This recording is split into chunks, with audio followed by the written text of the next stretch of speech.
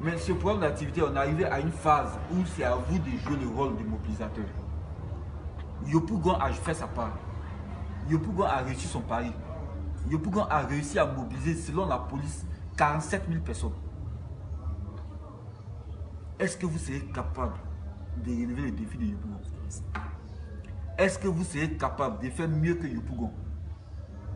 Voici la problématique qui vous est posée. Mais pourquoi on fait ce meeting? Pourquoi on organise ce meeting?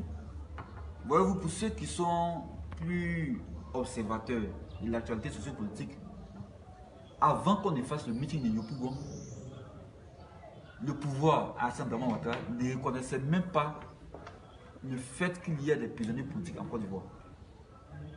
Si vous vous rappelez bien, Sogom est parti d'un pays là, dans ses balades, il a dit qu'il faut qu'on libère les prisonniers politiques.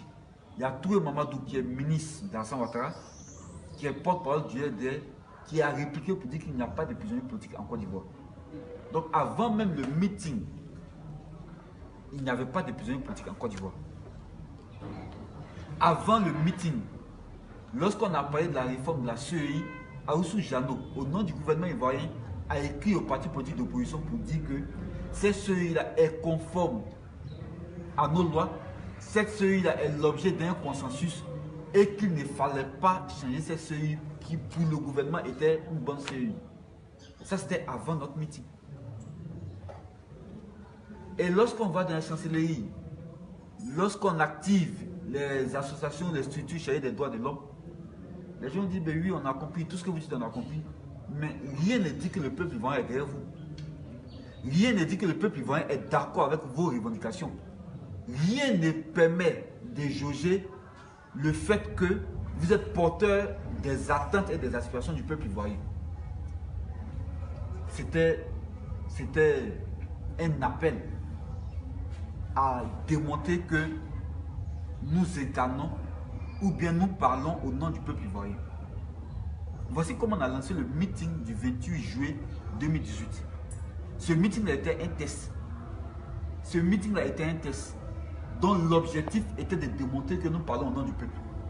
Ce meeting était un test dont l'objectif était de démontrer que nous portons les aspirations du peuple. Ce meeting était un test dont l'objectif était de démontrer à l'opinion nationale et internationale que ce que nous disons n'était pas des avis ni des paroles des partisans de Laurent Gbagbo, mais nous parlons au nom de la Côte d'Ivoire, pour la Côte d'Ivoire et pour la paix sociale en Côte d'Ivoire. Et donc la mobilisation de ce meeting-là a fait bouger les lignes. Parce que c'est après ce meeting-là que Alassane Ouattara a jugé utile de libérer des prisonniers politiques dont il déniait même l'existence. Parce qu'au départ, il disait qu'il n'y a même pas de prisonniers politiques. Mais après, il fait un discours où il dit non, je libère tous les prisonniers politiques. Et même tous ceux qui avaient été jugés avant, qui sont libres, toutes les poursuites contre eux sont annulées. J'ai déjà tous les comptes. Mais ça fait 7 ans qu'on parlait de ça. Et ça fait 7 ans qu'ils nous répétaient qu'il n'y avait pas de prisonniers politiques en Côte d'Ivoire.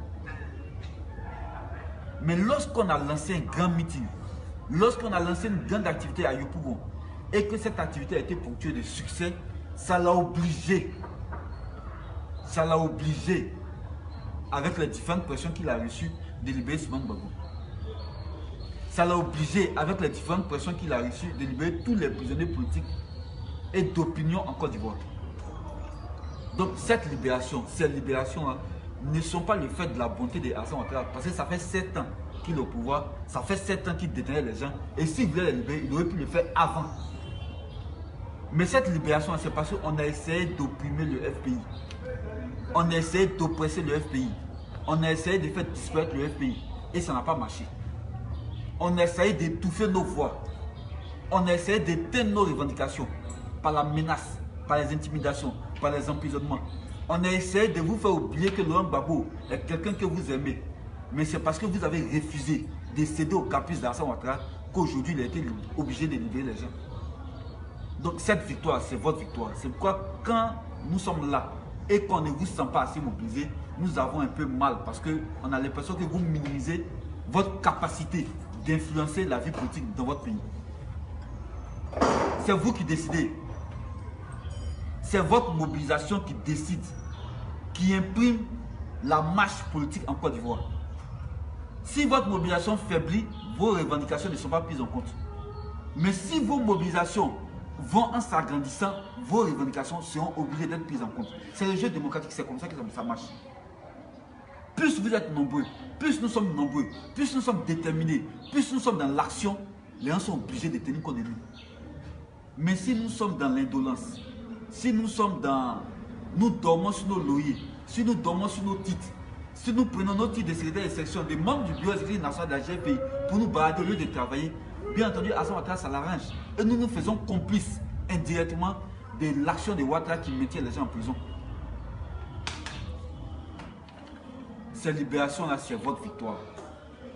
Cette libération-là, c'est votre résistance qui est en train de payer. C'est votre grande mobilisation au meeting de Yopougon qui est en train de payer.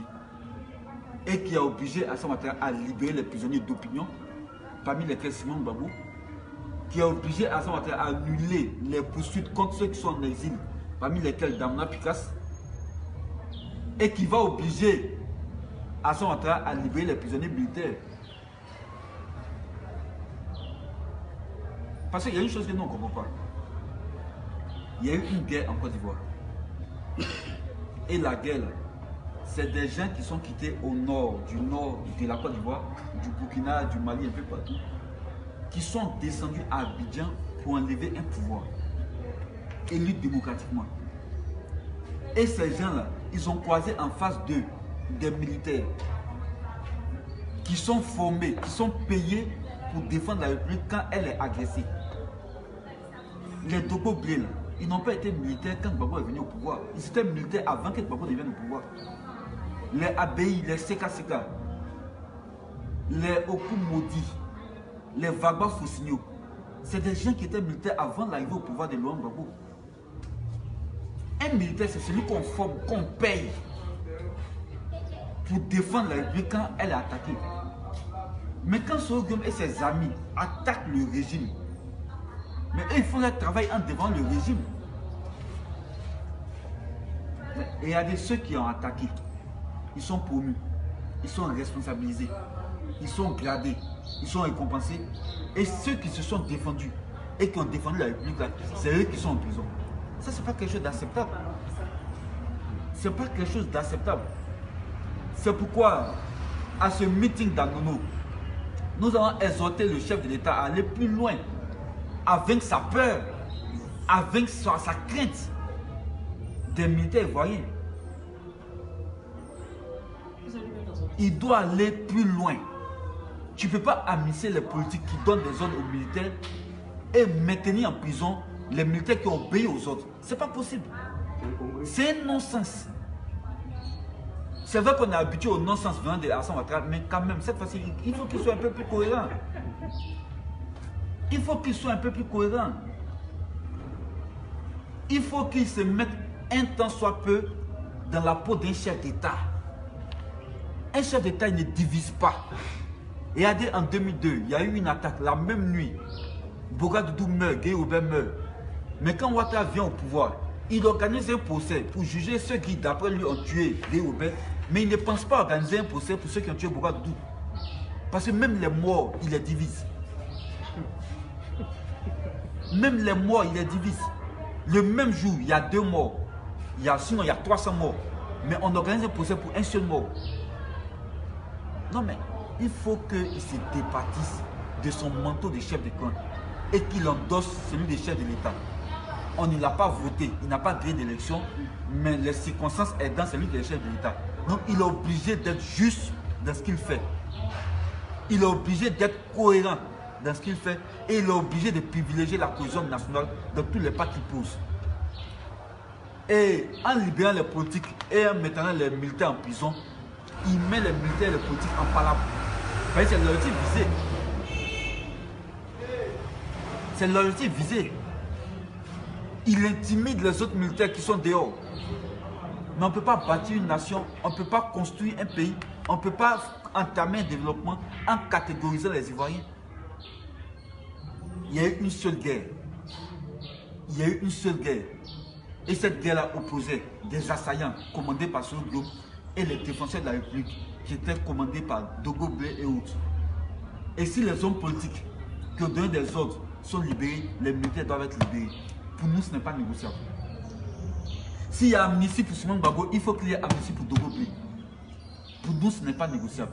Et c'est ce que nous allons crier haut et fort avec vous à Nono. Mais si vous êtes mobilisés, il sera obligé de nous écouter. Il sera obligé d'entendre la voix du peuple qui est en train de gronder. Mais si vous n'êtes pas mobilisés, si c'est une infime partie qui se déplace, ça sera un groupuscule qui demande la libération des militaires. C'est la première raison pour laquelle on va à Nono. La deuxième raison, c'est que Laurent Gbagbo sort bientôt. Nous en avons la certitude. Parce qu'il y a eu un procès. Et ce procès-là, même si c'est un simulacre de procès, les témoins qui étaient censés être des témoins à charge, qui étaient censés accabler Laurent Gbagbo, qui étaient censés apporter les preuves de sa culpabilité, vous avez tous vu. Vous avez tous vu. Aucun n'a pu démontrer que Laurent Gbagbo lui a donné un ordre formel de tuer, de piller ou de violer. On a suivi ensemble le procès. Il arrivait même que des spécialistes censés avoir examiné les corps de ceux pour lesquels Gbagbo est en prison à La Haye. Ces spécialistes ont dit que le sang examiné était le sang d'animal. Ce n'était pas un sang humain. C'est arrivé, on a vu ça. Dans ce même procès, on a vu des spécialistes qui ont fait l'analyse médico-légale de certains corps, dit qu'il n'y avait pas de femmes là, alors que c'était des femmes, mais c'est des hommes qui étaient morts. On a vu un procès où les grands chefs de corps de l'armée ivoirienne, de la police et de la gendarmerie, aucun n'a pu dire que Laurent Gbagbo m'a donné un ordre de tirer ou de tuer. On a vu un procès où les militaires même étaient fâchés contre Laurent Gbagbo parce qu'ils ont manqué d'armes, ils ont manqué de munitions. On a vu un procès où le chef d'état-major est venu dire que Laurent Gbagbo à plusieurs reprises a refusé de donner l'ordre d'utiliser certaines armes. On a tous vu ce procès. Et au sortir de ce procès-là, il n'y a aucune raison pour que Laurent Gbagbo soit condamné. Je dis bien aucune. Ils l'ont maintenu là-bas pour permettre à Alassane Ouattara de pouvoir gérer tranquillement le pouvoir. Mais on est arrivé à un stade où ils sont obligés de libérer. Parce que la CPI est confrontée à un problème de crédibilité. La CPI est au fur et à mesure en train d'être dépeinte comme une cour instrumentalisée par l'Occident pour anéantir, détruire et tenir en respect les chefs d'État récalcitrants à l'ordre mondial que les gens veulent nous imposer. Les articles de presse aujourd'hui sont à profusion pour dénoncer le rôle néfaste de la CPI. Et cette CPI-là, qui ne peut pas juger des ressortissants américains, qui ne peut pas juger des ressortissants russes, qui ne peut pas juger des ressortissants chinois, est caduque, elle est incongrue. C'est un non-sens. Et pour se crédibiliser, elle est obligée de donner un résultat en faveur de la vérité. Et la vérité avec Laurent Gbagbo. Aujourd'hui, nous sommes arrivés au stade où nous devons présenter nos témoins. Mais le juge président demande à nos avocats de produire une demande pour que le procès puisse s'arrêter. Parce que selon le juge président lui-même, les éléments qu'il a devant lui là, on n'a pas besoin d'envoyer encore d'autres témoins. Les éléments de l'accusation discutent déjà le président Laurent Gbagbo. Donc nous allons vers la libération de Laurent Gbagbo. Ce n'est pas une analyse politique. Ce n'est pas une analyse politique, mais c'est une analyse des faits. Et les faits sont sacrés. On peut parler politiquement en faveur de sa chapelle. Mais les faits, là, ou c'est ça ou c'est pas ça. Et là où on va raisonnablement vers l'arrêt du procès. Mais quand Laurent Gbagbo sort là, il devient quoi? Quand Laurent Gbagbo sort là, il va où? Il devient qui? Pour nous, le FPI, Laurent Gbagbo a gagné les élections en 2010. Des élections qui étaient censées amener la paix dans ce pays, qui étaient censées nous permettre de pouvoir dérouler notre programme de refondation pour ce pays-là. Pour nous, le FPI. Et pour nous, quand on a envoyé quelqu'un en mission et qu'il a été empêché de terminer sa mission, quand il y a possibilité de lui permettre d'achever sa mission, il faut le faire. C'est pourquoi pour le FPI, Laurent Gbagbo qui sort de prison est notre candidat aux élections en 2020. C'est pourquoi pour le FPI, Laurent Gbagbo qui sort de prison est notre candidat en 2020. Juste. Mais quand on va aux élections, avec qui? Avec quel CEI? Est-ce que c'est avec cette CEI-là? Est-ce que c'est avec la CEI conduite par Youssou Bakayoko, une CEI qui s'est illustrée dans la technologie électorale? Est-ce que c'est avec une CEI où Youssou Bakayoko sévit en tant que le plus grand fraudeur que la Terre a engendré? Non, on ne peut pas aller aux élections avec cette CEI-là.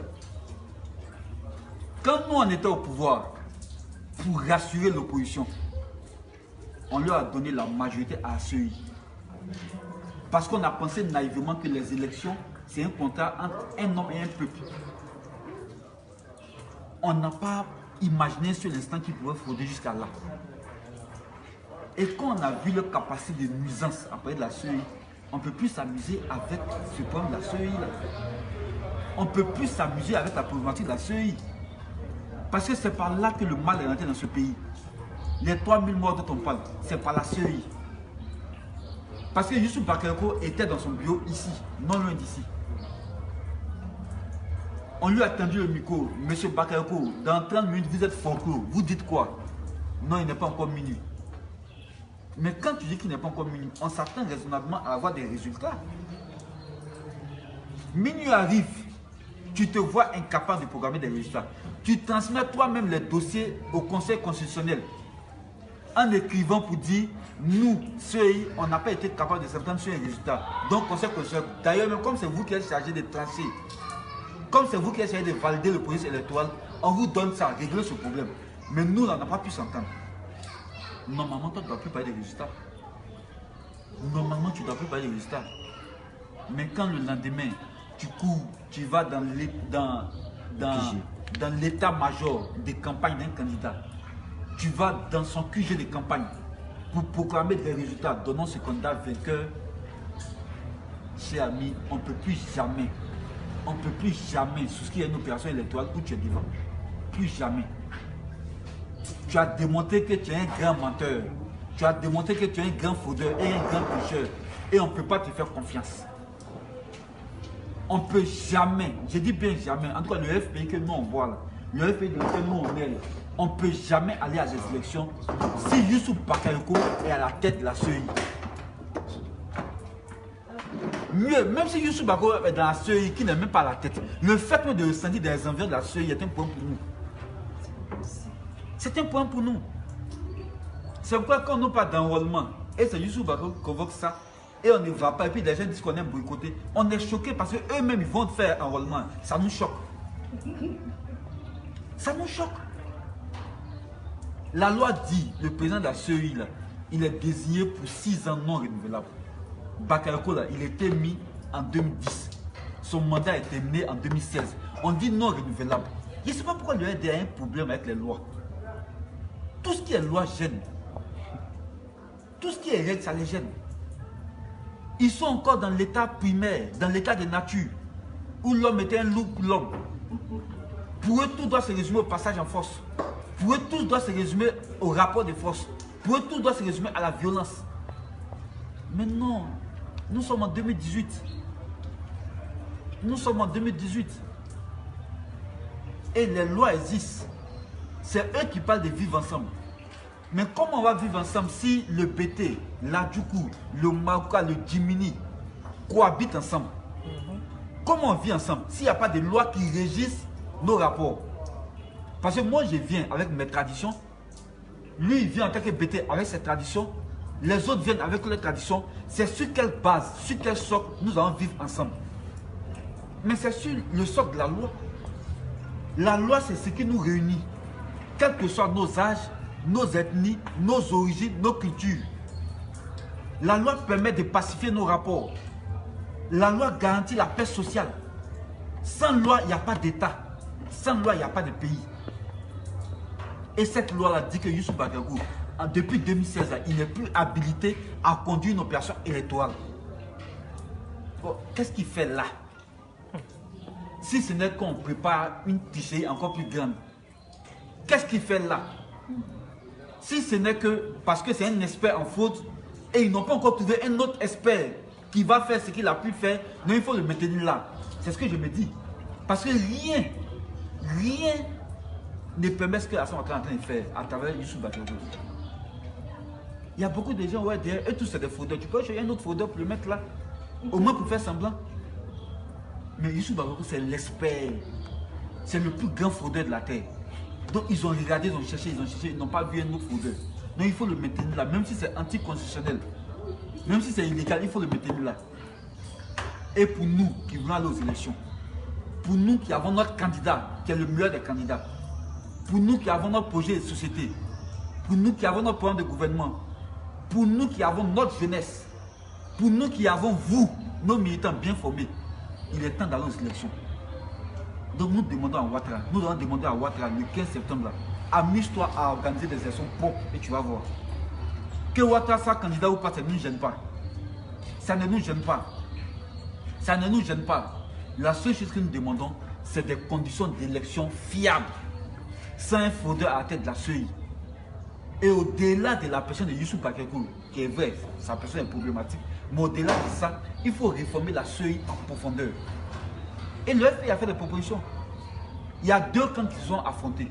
Pour nous, il est juste que la CEI soit composée à part égale des éléments de chaque camp. Et cette CEI-là soit dirigée par une personnalité propre de la société civile ou une personnalité religieuse. Est-ce que ce qu'on dit là, c'est mauvais? Vous dites non, vous voulez contrôler la CEI. Nous, on dit, ok, la CEI, il ne faudrait pas que ce soit sous contrôle des partis politiques. Il faut que ce soit sous contrôle de la société civile ou des organisations religieuses. Parce que nous, on ne veut même pas contrôler la CEI, ça ne nous intéresse pas. Nous, on sait qu'on va vous gagner. Mais notre seule peur, c'est que vous êtes des fraudeurs. Donc, on veut éliminer les gènes de la fraude avant de partir aux élections. C'est tout ce que nous on demande. On est sûr de les gagner. Élections propres sur les pays, jamais nous gagner. Jamais. Jamais. Parce que faites l'analyse même des résultats donnés par Youssouf Bakayoko lui-même. C'est vrai que c'est des résultats frauduleux, mais allons sur cette base-là. Hassan Ouattara a été crédité par Bakayoko dans la chambre d'hôtel de 54%. Laurent Gbagbo a eu 46%. Voilà. Imaginons, regardez un peu le schéma. Il y a Hassan Ouattara, il y a Bédié, il y a Sogyo, il y a Vaudier, il y a Nyamion Konan, il y a Mabri Touapus. Tous ceux-là ensemble, regardez leurs résultats face à Laurent Gbagbo lui seul. Est-ce qu'il y a match? Est-ce qu'il y a match? Ils n'ont qu'à faire des élections propres. Gbagbo est notre candidat. En 2020, là, il n'y aura pas Ab, il n'y aura pas Adjigidoni, il n'y aura pas Rebelle pour venir les défendre. Parce que tous ceux qui ont porté Hassan Ouattara au pouvoir ont été déçus. Il est venu au pouvoir avec les armes de Sogyo. Sogyo et lui ne s'entendent pas. Quand Sogyo veut organiser un meeting à Kogo, il y a mort d'homme. Il est venu au pouvoir avec Bédié, le soutien de Bédié. Bédié, lui, ne veut même plus se sentir. Il est venu au pouvoir avec le soutien de Nyamion Konan. Nyamion Konan n'est plus avec lui. Vaudier n'est plus avec lui. Le seul qui est avec lui, c'est Mabri Touapus. Mais attention, parce que le jour que Mabri Touapus va lui dire non, son parti sera divisé. Ça. Et donc, Ouattara, c'est comme ça il est. Soit tu lui dis oui, le jour tu lui dis non, il divise son parti. Diviser pour régner, telle est sa devise. Et donc, nous allons réclamer la réforme de la CEI, le départ de Youssouf Bakayoko, qui est une condition sine qua non de toute participation à tout processus électoral en Côte d'Ivoire.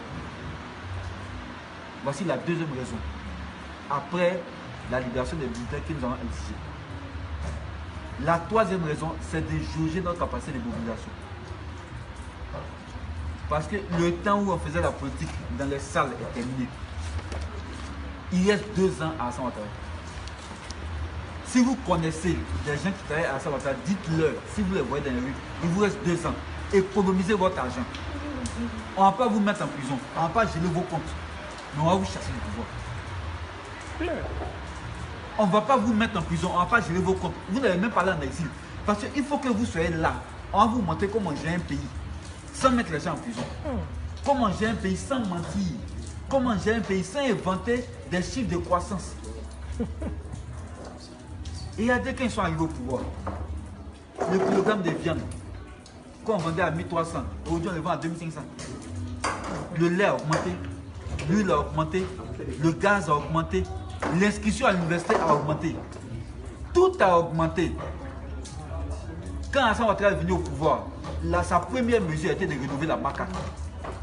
C'était un indicateur de ce qu'il allait nous monter. C'était un indicateur de ce qu'il allait nous monter. Quand Laurent Gbagbo va répondre au pouvoir en 2020, ses premières mesures seront de bâtir des écoles, des hôpitaux, seront de diminuer les frais de scolarité à l'université, seront de diminuer les frais d'accès au concours de la fonction publique. Nos premières mesures, permettent qu'on va demander qu'on n'inscrive plus la mention ethnie sur tous les documents administratifs parce que nous voulons bâtir une Côte d'Ivoire unie. Nous voulons bâtir une nation. Nous ne voulons pas bâtir avec un clan. Aujourd'hui, si tu ne t'appelles pas Big Togo, tu ne peux pas avoir concours. Tu ne t'appelles pas Draman, tu ne peux pas avoir concours. Mais ce n'est pas bon. Il n'y a plus de 60 ethnies ici. Il n'y a plus de 60 ethnies ici. Donc il faut rebâtir le contact social dans ce pays-là. Il faut rebâtir la nation qui est chère à Simon Gbagbo. Et ça ne se fera pas sans vous. Ça ne se fera pas sans nous. Mais ça se fera sans le RDR au pouvoir. Leurs militants seront là, mais eux ne seront plus au pouvoir. En 2020, quel que soit le cas de figure, le RDR s'en va du pouvoir. Quel que soit le cas de figure. Quel que soit le cas de figure, le RDR s'en va du pouvoir. Donc, il faut jouer ton rôle dans la chute du RDR. Parce que c'est ceux qui auront marché avec nous, c'est ceux qui auront agi avec nous qui seront les premiers bénéficiaires. Qui seront les premiers bénéficiaires de notre avènement au pouvoir. Parce que si de 2011 à 2017, tu as été actif, et après 2018, où le moment devient important, le moment devient vital, tu es amorphe, tu n'es plus actif, il ne faut pas t'étonner qu'en 2020, quand tu as dit ton nom, on ne te connaît pas. Tu as dit, mais j'étais secrétaire de section. On dit, oui, tu étais secrétaire de section, je me rappelle ton nom, mais je ne te connais pas. Parce que dans le moment de braise, je ne t'ai pas vu auprès de moi. C'est ça. C'est de ça qu'il s'agit. Le pouvoir est à portée de notre main. Il s'agit de s'abaisser pour ramasser le pouvoir. Mais si tu n'as même pas la force de t'abaisser, si tu n'as pas l'envie de t'abaisser, c'est quelqu'un d'autre qui va prendre le pouvoir. C'est ça. C'est vrai que nous voulons le pouvoir, mais nous ne sommes pas les seuls à vouloir le pouvoir. Ceux qui ont aussi gâté le pouvoir. Le PSC aussi gâte le pouvoir. Il y a plusieurs forces qui gâtent le pouvoir. C'est vrai que le pouvoir est pour nous et à nous. Mais si nous ne faisons pas l'effort au dernier moment, les gens vont nous doubler sur ça. En tout cas, ça ne sert pas de l'aider. Pour eux, c'est fini. Mais il ne faudrait pas que le pouvoir tombe dans les mains des souris. Parce que quand en plein saison des pluies, on déguerpit les gens, ça n'intéresse pas Sorgho. Jamais. Quand on augmente les frais de scolarité pour lui qui était secrétaire général de la FESI, ça ne l'intéresse pas. Quand on emprisonne des étudiants, ça ne l'intéresse pas. Quand on maintient des gens en prison, ça ne l'intéresse pas. Tout ce qu'il sait faire, c'est se balader, se pavader. Il est d'accord avec la gestion de Ouattara. Mais quand il s'agit de pouvoir, il fait en dire qu'il n'est pas d'accord. Ils sont d'accord, ils sont ensemble. Hein. Ils sont ensemble. Regardez le PDCI. Quand Ouattara travaille mal, augmente tout et que tout va mal, ils ne font pas les déclarations pour dire que le pays est mal géré. Mais quand on leur dit votre continent, on ne vous donne plus le pouvoir, ils se fâchent. C'est-à-dire qu'eux, ils ne sont intéressés que par le pouvoir. Pour le pouvoir, rien que par le pouvoir. Alors que nous voulons être porteurs des aspirations du peuple. Nous voulons prendre le pouvoir, pas pour nous-mêmes, mais pour mettre en place le programme de la refondation de ce pays. Nous voulons instaurer des zones franches dans tous les départements où des usines vont s'installer pour transformer les productions locales de ces zones-là. Et autour de ces zones franches-là vont s'instaurer des banques, des écoles, des maternités, des hôpitaux, des pôles urbains, des pôles de développement. Et les différentes taxes qui devront être affectées à l'État vont être affectées à la mairie qui va faire des routes dans les zones franches. Et pour les régions, on va doter ces régions de moyens suffisants pour bâtir autour des zones franches. C'est le programme de gouvernement du FPI. Nous voulons travailler de telle sorte que les paysans puissent se soigner. Nous allons travailler et nous l'avons déjà fait. Parce que dès qu'on a pris le pouvoir, nous avons augmenté les salaires des policiers de plus de 100 000 francs par policier. Dès qu'on a pris le pouvoir, nous avons augmenté les salaires des préfets qui ont doublé et triplé. Les magistrats qui nous condamnent aujourd'hui, on a triplé leur salaire. les hommes des douanes, impôts et trésors, on a instauré des primes trimestrielles qui leur permettaient d'avoir de la dignité. Parce que quelqu'un ne peut pas gérer l'argent et il va avoir faim. Quand Laurent Gbagbo est arrivé au pouvoir, il aurait pu prendre son frère comme Alassane Ouattara, le faire comme ministre. Il ne l'a jamais accepté. Mais à la direction de la douane, du trésor et des impôts, il a fait appel d'offres. Et les plus compétents ont été nommés. Ils n'étaient pas du FPI, ils étaient du PCI pour la plupart. Niamien Koné était du PCI. Mais il a été le meilleur parmi ceux qui sont présentés. Gbagbo l'a nommé DG de la douane. Gbagbo aurait pu. Il y a des douaniers au FPI. Il y a des douaniers au FPI. Le DG du Trésor, il était du PDCI. Le DG des impôts fait que c'est. Il est même du PDCI encore. Mais ça n'a jamais gêné Laurent Gbagbo. Parce que pour lui, la compétence primaire sur l'origine sociale, l'origine politique, l'origine ethnique. Laurent Gbagbo, c'est la Côte d'Ivoire. C'est pourquoi quand Gbagbo est en prison, nous sommes en prison avec lui. Parce qu'en Laurent Gbagbo, il y a chacun de nous. En Laurent Gbagbo, il y a une partie de chacun de nous. Et sa souffrance est notre souffrance. Sa douleur est notre douleur. Et sa peine est notre peine. Il faut libérer Laurent Gbagbo pour libérer la Côte d'Ivoire. Et c'est à ça que je suis venu vous appeler. Je vous remercie. Merci.